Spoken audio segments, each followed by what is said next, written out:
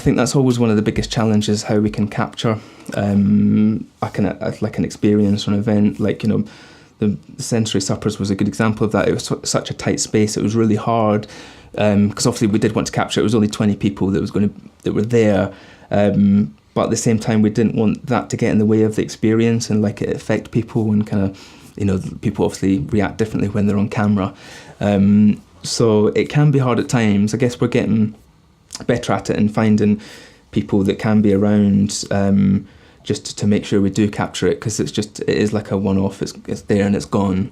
And a lot of, people experience it, especially, I guess Burberry was slightly different because a lot of people experienced it live because they had the kind of live stream, which was really nice. But other kind of fashion events where, people don't see it, they all live it through the online film that they watch, and sometimes it doesn't quite capture the full works.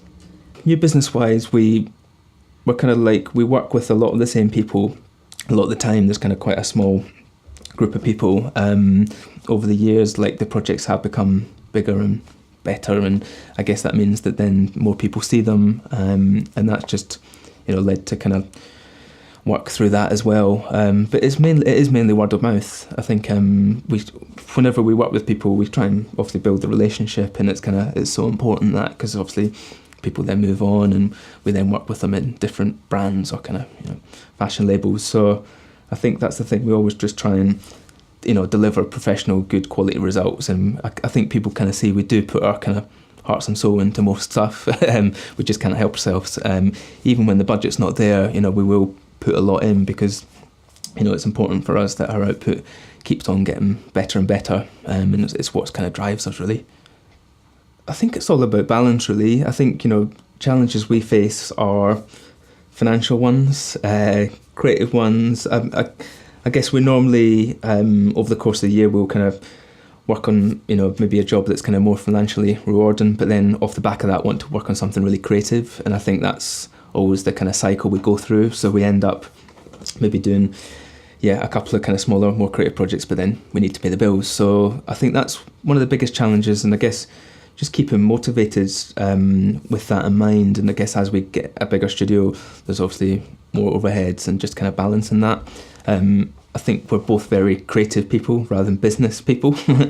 So I think we always have to just keep an eye on making sure that we're kind of running as business, and that, obviously when opportunities do come up, we kind of, we grab them both hands, but it needs to kind of, make sure it's a good balance between the two, really.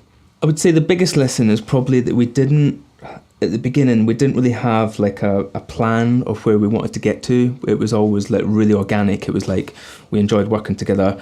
We kind of worked on a few projects. They went well. We worked on a few more, we kind of like went over here and then went over there, and that's why our work's quite varied. And I guess because we maybe didn't have that kind of plan of where we were trying to get to, we maybe did a couple of projects at the beginning that were for free to build up the body of work, and actually they weren't relevant to do. And we could have maybe had a bit more strategy in place just to know exactly what we should be working on and where we're trying to get to then allow us to make sure we make the right decisions and we work on the right projects that will open doors, even if there's not the money at that point. I think, when we work with companies like Burberry, they're really pushing things, whether that's like, creatively from a technology point of view. I think that's, we kind of like working with them kind of brands and people they're not really resting on anything, and they're not kind of looking, somebody's done that, let's copy that. It's more about what's the new thing. And I think we always try to come up with something new. And I think that's, if we can get to a stage where, all the projects are like that, there is some times, clients where they maybe just they've seen something, they want that, and it's, you can obviously do that, but it's not quite as exciting creatively compared to something that is completely new and experimental.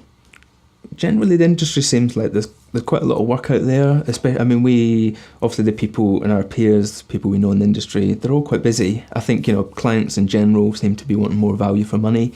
You almost have to explain like, okay, where's all this money going? Which is fine, we're happy to do that.